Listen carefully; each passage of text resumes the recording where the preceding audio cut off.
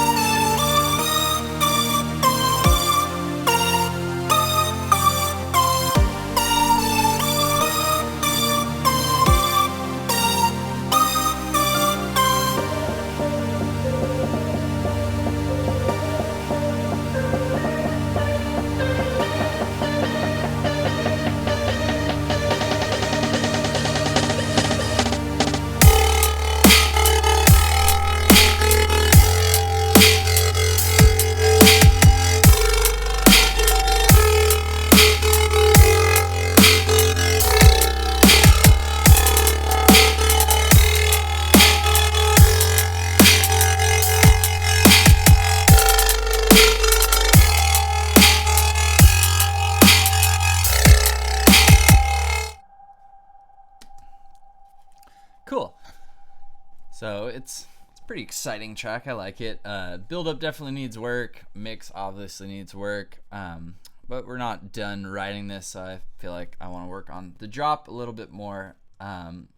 So yeah, we built a cool bass sound with Serum. You can check that out in the last video. And then we built an effect sort of out of a delay print from our first instrument, I believe.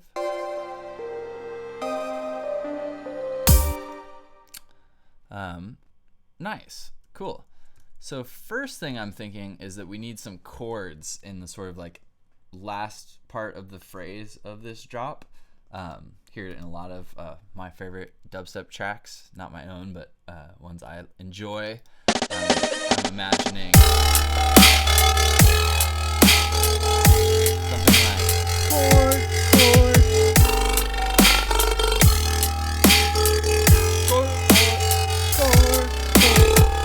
like that. I know I don't even claim to be a vocalist. I'm actually terrible at singing.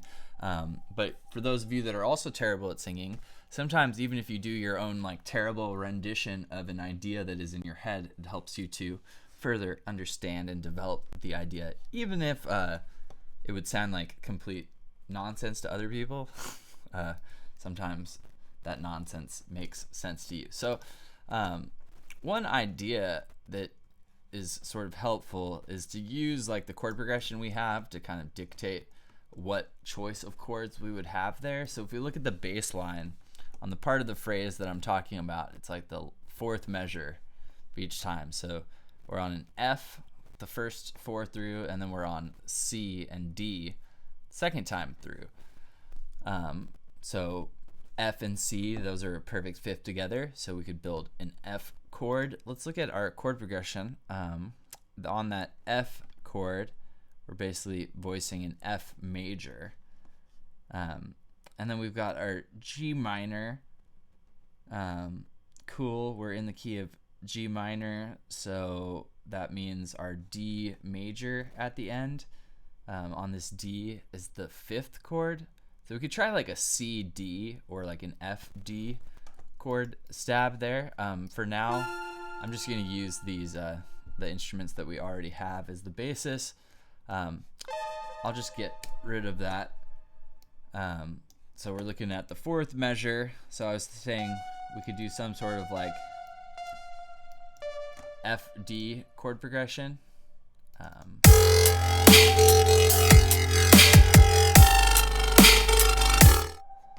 Cool. So something Probably can barely even hear that, so I'm gonna voice. That's an F major chord. Let's go with a D. How about a dominant seventh? A D dominant seventh. So those notes are D, F sharp, A, and C. So let's hear that. Let's see. Take my bass and turn it down for now, so we can hear it better.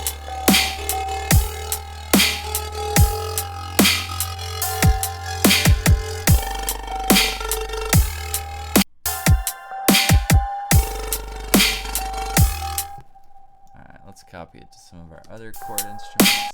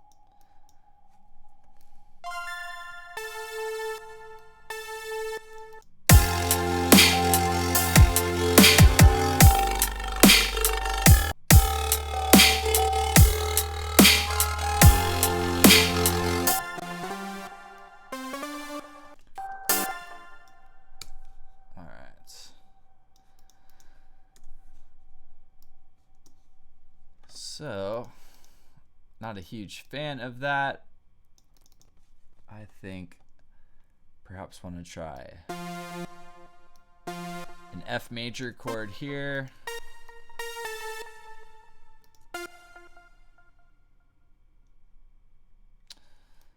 Which again is the same chord that was there in the other part of the song, and then the bass, that wobble bass, even though it's very noisy, it still has a pitch fundamental that is tuned, and that note is round in F, hence why that will work.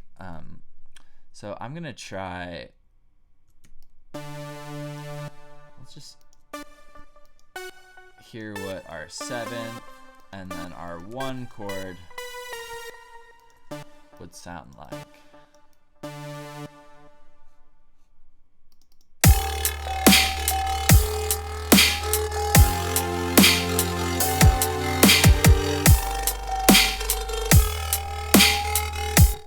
That's pretty cool. I'm not sure if we want that chord that's on like the 3rd measure, the F.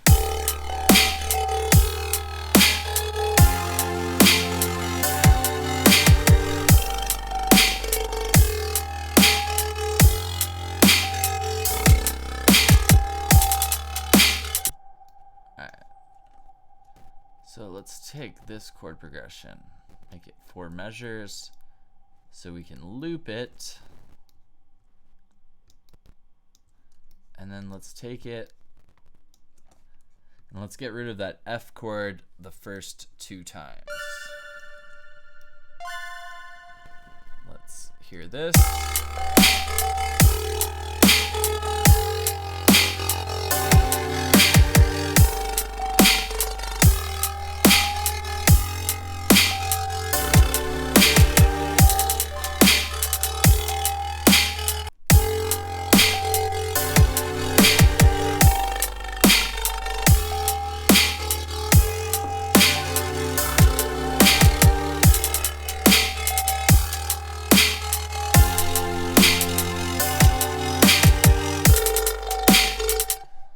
So I like this part.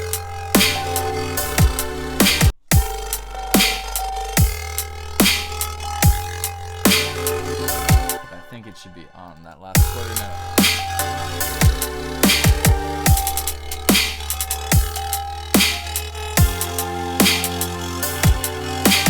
I actually like going to that G minor chord, quarter note early. like so.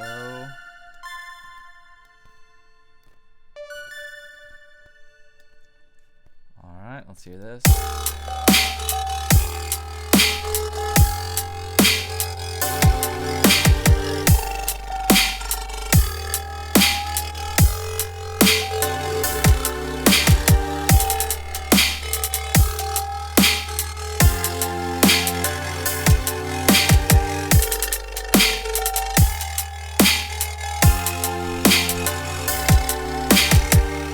Nice.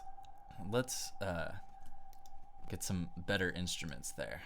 So I'm going to mute the first channels of the chords. I just duplicated our instance of Isotope, or Isotope's Iris, Isotope's company, not a VST. They make VSTs. This is a cool one. So let's audition some keyboard sounds. How about some crisp sines?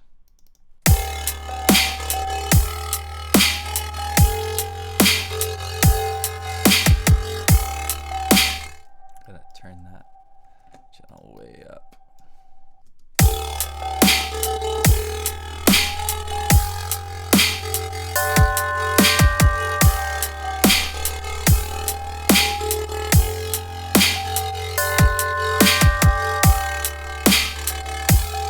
It's kind of cool, the organ sound. Let's try to layer that.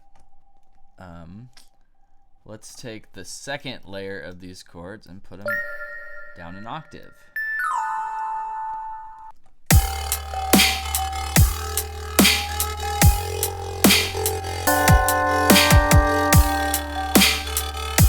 Audition some different sounds.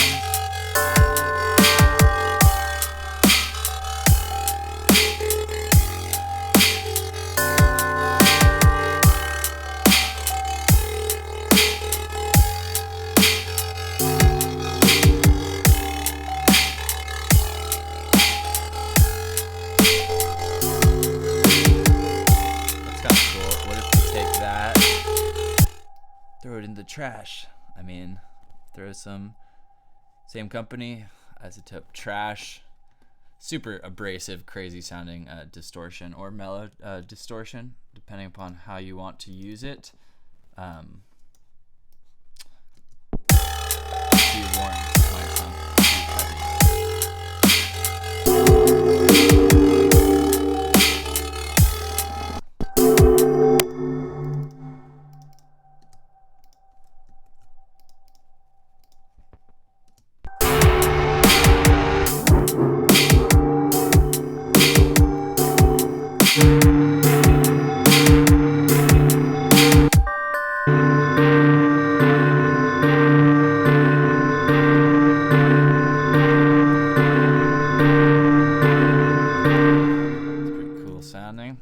Crunchy and clean all at the same time. All right, Logic users, I'm gonna create a stack. Other DAWs, you can all do that as well. It's just gonna perhaps be called something different. This is now our chord stab drop. All right, I'm gonna take that and throw some compression on it. Typically, I would use some third-party compressors, but for fun, I'll use the stock just because it is pretty good on its own. Always turn off auto gain. I hate that auto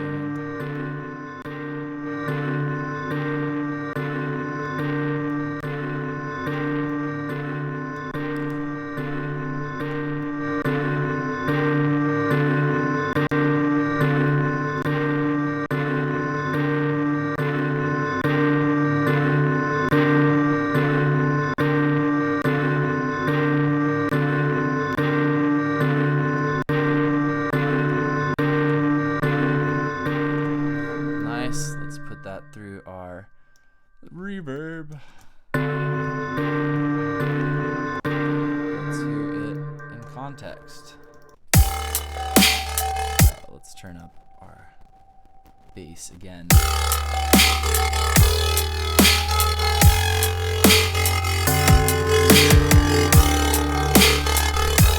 Nice. Sorry for the loop. Let's hear it throughout the track.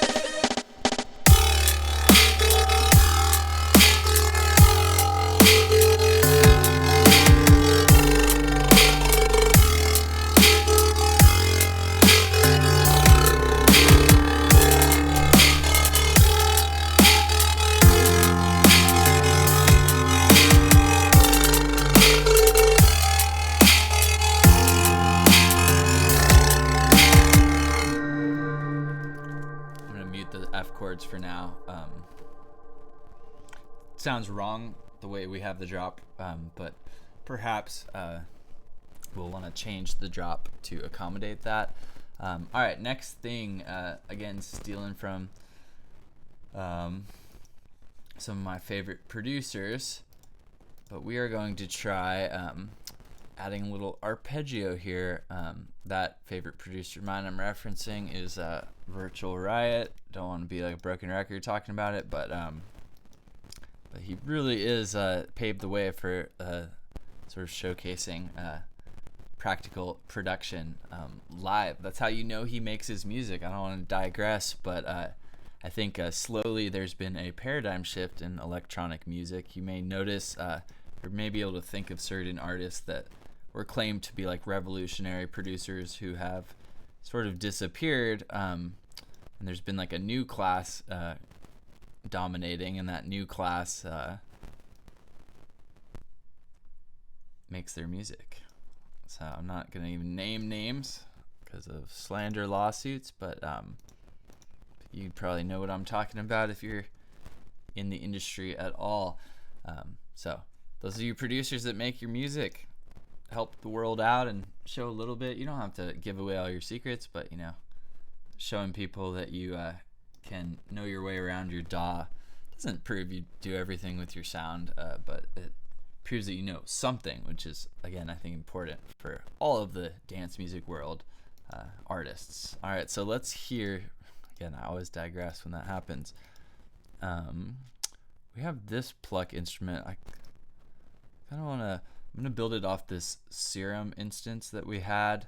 So super simple thing that I could do. Basically an arpeggio, the word arpeggio means broken chord.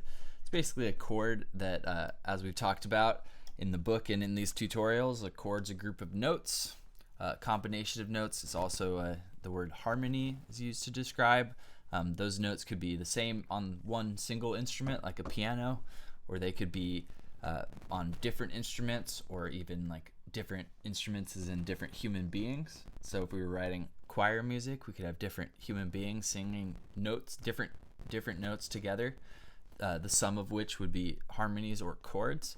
So when we have that happen one note at a time, those are said to be arpeggios, and arpeggios are super common on pluck type sounds, essentially because arpeggios move, the notes move, so plucks are instant sounds, so that's part of the reason they work well. Now we could write an arpeggio pattern in there, and I'll probably do that, but just for fun, I'll show you guys Midi Effects. If you go to Arpeggiator in Ableton, you can also, you have MIDI effects that you basically are going to put before your synthesizer. So in Logic Pro, the signal chain moves so that the MIDI goes into the arpeggiator. The arpeggiator changes the MIDI, basically plays certain notes based upon a pattern or parameter at a speed. Then it goes into Serum. All right, so first, this is probably going to sound somewhat crazy. I'll just play it on. So by just going through different presets.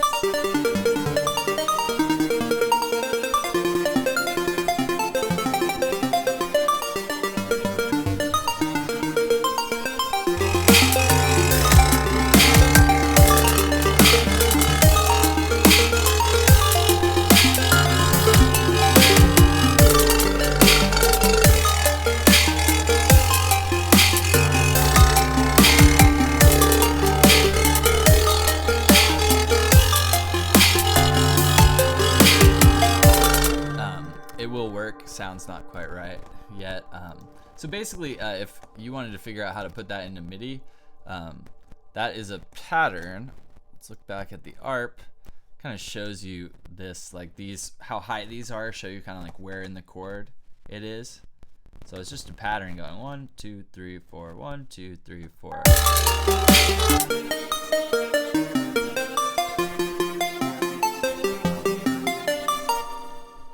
And then this rate, that's the speed it goes. I just changed that to an 8th note. That'll work well. So this Serum patch already is a flag created by our envelopes.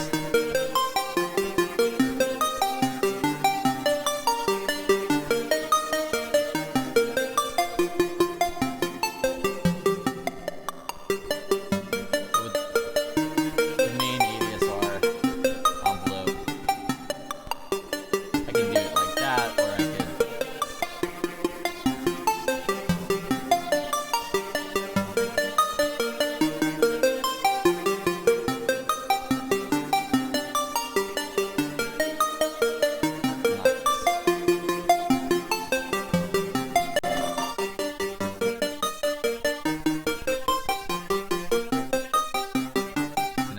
envelopes controlling that reverb mix.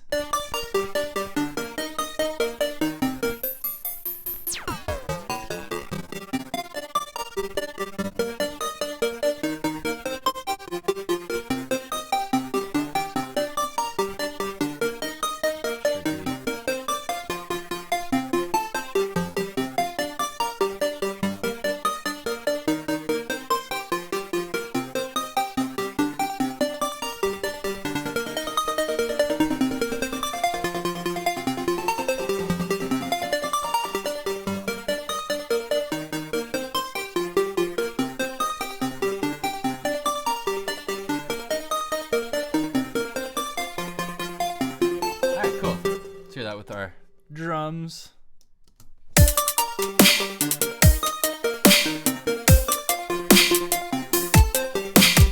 about our bass?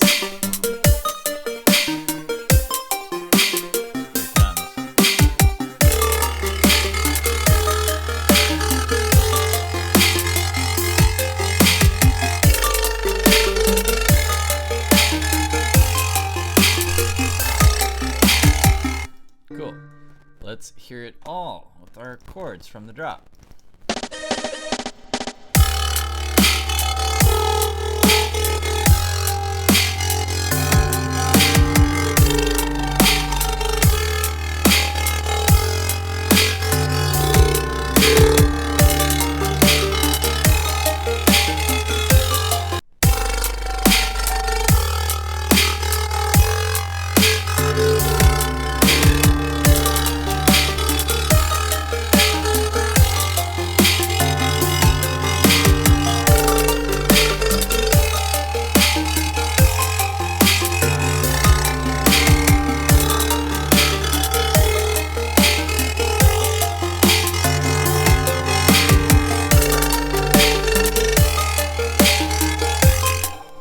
Nice. I don't know if you guys heard that too. There was something really cool that happened on this moment when the chords come in the second time. Whatever's happening with that LFO pattern, that's why I looked at our bass line with this stuff. The rhythm lined up almost exactly. It was a little off, but with our chord stabs, and that sounded pretty cool. Like the chords were highlighting what the bass was doing, adding harmony around it. Let me see if I can grab that.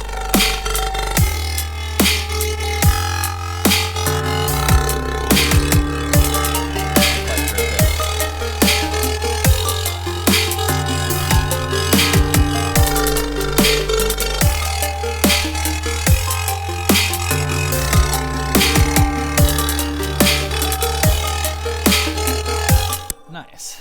All right, so that is pretty cool, coming along there.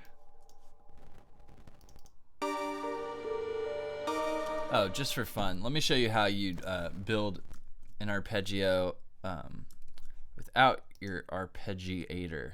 So I'm gonna turn off the arpeggiator. I'm gonna bring this down. I'll mute the ARP option 1. So this will be ARP option 2. So building an arpeggio pattern is super simple. If you have written any sort of chord progression and you want to arpeggiate it, I can say basically take, I'll do it for the first 2 chords, but you can shorten these notes to 8th notes, or you can shorten them to 16ths, or whatever quarter notes, whatever rhythm you really want. These I'm going to leave in because perhaps we want to use those notes as a cool variation. Alright, so basically I guess I'll go through the whole chord progression. Essentially, instead of playing all these notes at once, we're going to put them in time, or one after the other together.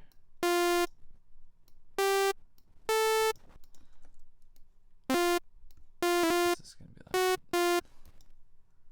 like similar sort of chord. All right. Then I'm going to take these and make a pattern out of them. So I could go from top to bottom, or I could go like top, down 3, and then down 2, and then down the next 2. That would sound like this.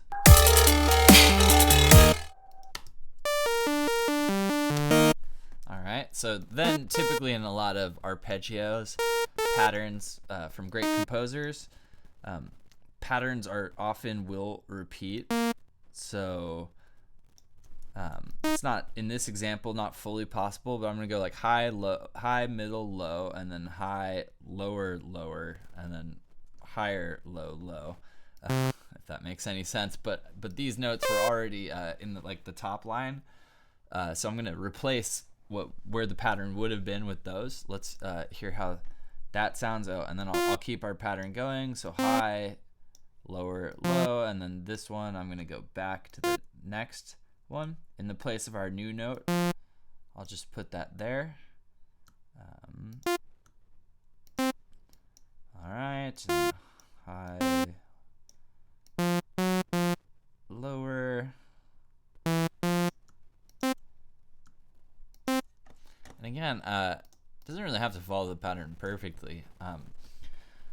A lot of sort of patterns will not be like totally perfect in classical music or live music, but what's sort of interesting about that world of music is that we completely relied on what human beings could do with, or what we can do with our hands. So most of us have hands that have 5 fingers. Some of us have bigger hands, so we can reach further intervals on a guitar or a piano. But most of us have similar limitations in that we have 4 fingers. So for instance, if I'm playing something on the guitar, I only have the option of these 4 fingers. Then 2-hand technique comes in where I could use, like, say, tap with 8 different fingers and then start to do different things, but there's still going to be limitations. So in the computer, we don't really have those limitations because, again, the computer's the superstar, the most virtuosic performer really ever, aside from the computer's inability to maybe be creative in the way we think of creativity. But I think that's actually going to change a lot in the future. So let's hear this arpeggio pattern. Hopefully you follow how I made this. Hopefully you like it.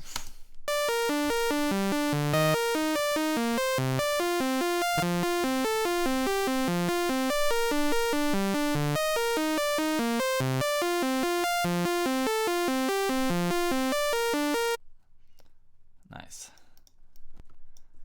I like that one perhaps even more than the pattern. So whenever you write your own arpeggios, you can make them as simple as arpeggiators, and you can also make arpeggiators really complicated.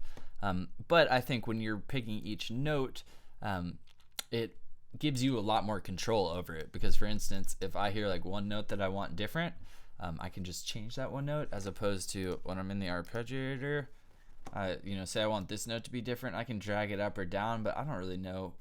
There's nothing that tells me which note that is, so it's a lot harder to be precise with arpeggiators. All right, let's hear that with our drums.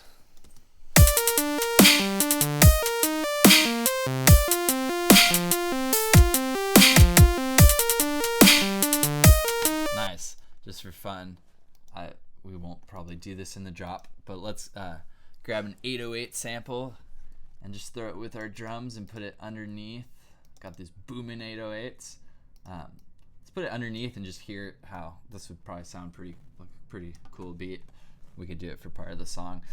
So a lot of people ask me, like, well, what note do I choose for an 808 or for a bass line? The answer is most of the time in popular music, if a song is in the key of F minor, the note that is hitting the most in the 808 or the bass line is going to be the note of F, as simple as that sounds. That being said, you can do a lot of other different crazy notes. I would just suggest doing the crazy notes at the end of phrases. So let's grab a G. Now we can audition different ones. That one's pretty cool. All right. Then where should I put my 808? Since we're using an 808, I probably would use a different kick. The kick we're using has a lot of like punch or subs to it. So when you're working with an 808, typically you'll use a thinner kick, but just for fun, where the pattern will be, you can do it every one just lining up with the kick, or you can create an off pattern. I'd said I like this sort of hip hop influenced kick pattern. So let's see what it sounds like when just the 808's doing that.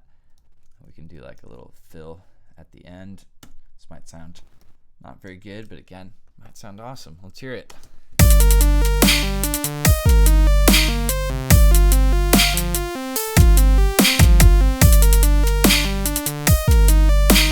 Nice. So optional 808. Maybe we'll want to bury that. I'm going to mute it for now. All right, cool. So let's hear the whole drop with our new arpeggio.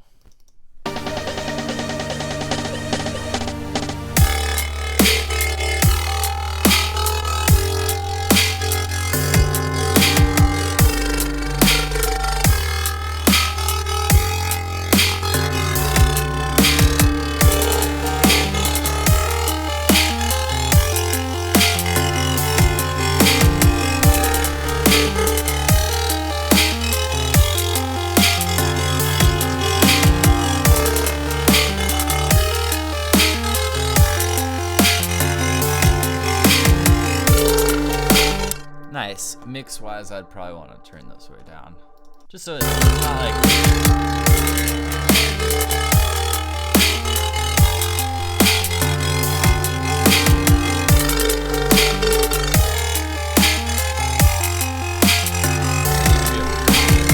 Again, we'll probably do a whole video where we just work on the mix for this, but it's more of just like a layer to keep having it build arpeggios again, since they're broken chords.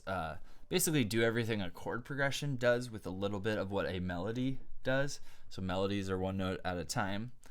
Chord progression, again, usually group of notes, and we get similar chord progressions in similar scales. So an arpeggio is kind of like a happy medium. It's sort of like a melody in that there's one note at a time, but it also has the benefit of the chord progression in that these notes aren't just outlining things from the scale, but they're actually outlining what are in the chords, which, again, the perfect fifth, the stuff we've talked about, these notes have a relationship with each other that goes beyond sort of just being from a scale. The idea of a perfect fifth, those intervals have a sort of magic together. So another reason why arpeggios are useful. And finally, I'll leave you with a famous example, one of the most famous examples of an arpeggio in modern music.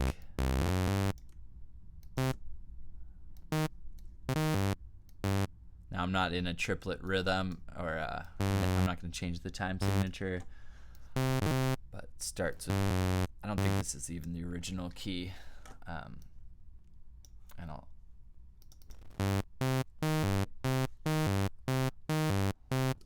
did it in the wrong time. Create more space. But essentially, this is opus 12, opus 21. God damn it. I don't remember which opus it is, but Beethoven Moonlight Sonata is built on an arpeggio pattern in the left hand. We know this pretty well. It's this.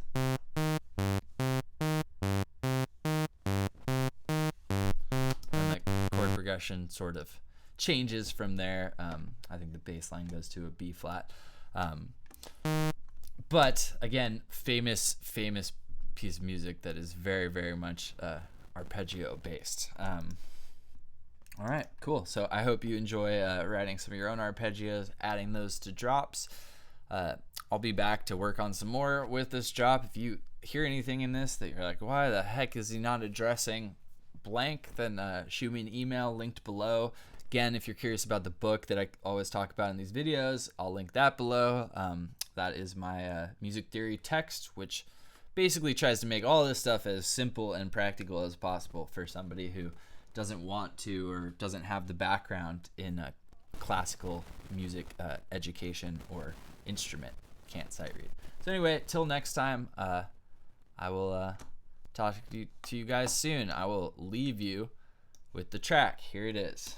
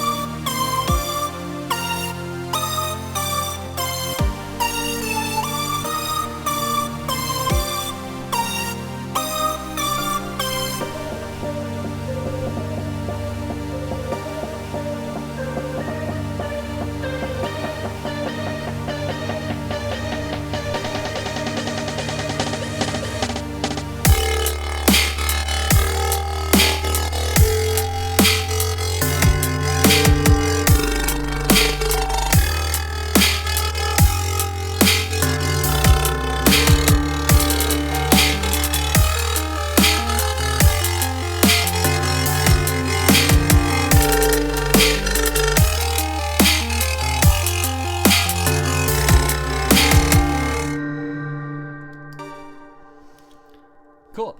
Well, again, nowhere near done, but we'll slowly get it there, and it'll give me an opportunity to potentially showcase stuff you may be curious about. If not, feel free to skip the video. But if this is helping you at all, let me know below.